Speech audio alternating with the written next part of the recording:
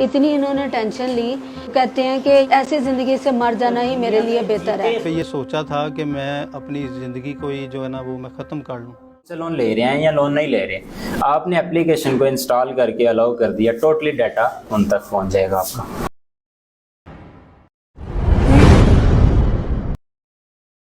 वो हर हफ्ते हमें मैसेज करते, वो हमें धमकियां देना शुरू हो जाते, ब्लैकमेल करना शुरू हो जाते कि आपके मोबाइल का जितना पर्सनल डेटा है हम आपकी कॉन्टैक्ट लिस्ट में मीडिया पर ये चीज़ें शो करेंगे। गुज़िरियल कुछ ॾींहंनि खां ऑनलाइन मोबाइल लोन एप्लीकेशन जूं ख़बरूं सोशल मीडिया ते गर्दिश करे रहियूं आहिनि, जिन में ऑनलाइन लोन एप्लीकेशन मां लोन खणंदड़ माण्हुनि जे ख़ुदकुशियुनि जा वाक़िया बि शामिल आहिनि। ख़ुदकुशी कंदड़ माण्हू ऑनलाइन लोन खणण खां पोइ मुख़्तलिफ़ क़िस्मनि जे टार्चर ऐं ज़हनी दबाव में अची ख़ुदकुशी करे चुका आहिनि। ख़ुदकुशी कंदड़नि में वॾो तादाद पंजाब जे माण्हुनि जो आहे। बदकिस्मती सां हिन मुल्क में केतिरियूं अहिड़ियूं माफ़िया सरगर्म आहिनि जेके ऑनलाइन लोन जे नाले ते आम माण्हुनि जूं ज़िंदगियूं दाव ते लॻाए रहिया आहिनि।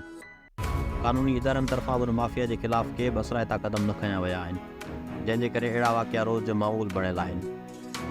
हक़ीक़त कुझु इन तरह आहे त जॾहिं असां प्ले स्टोर मां का बि एप्लीकेशन डाउनलोड कंदा आहियूं त उन वक़्तु उन एप्लीकेशन तरफ़ां हिकु नोटिफिकेशन ईंदो आहे, जंहिंमें एप्लीकेशन अव्हां खां अव्हां जे मोबाइल जी डेटा, तस्वीरुनि ऐं कॉन्टेक्ट लिस्ट में मौजूदु नंबरनि खे कंट्रोल करण लाइ तव्हां खां इजाज़त वठंदो आहे। उन जी इजाज़त जे बग़ैर का बि एप्लीकेशन वर्क न कंदी। उन करे अव्हांखे लाज़मी उन एप्लीकेशन खे इजाज़त ॾियणी हूंदी आहे, जंहिंखां बग़ैर एप्लीकेशन वर्क न कंदी।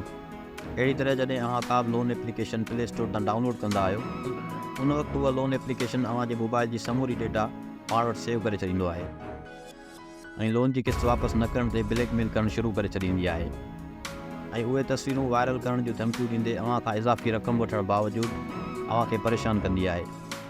इन करे बहितर आहे तव्हां अहिड़ी का बि एप्लीकेशन डाउनलोड न करियो जेका अव्हां जे लाइ परेशानीअ जो सबबु बणिजे।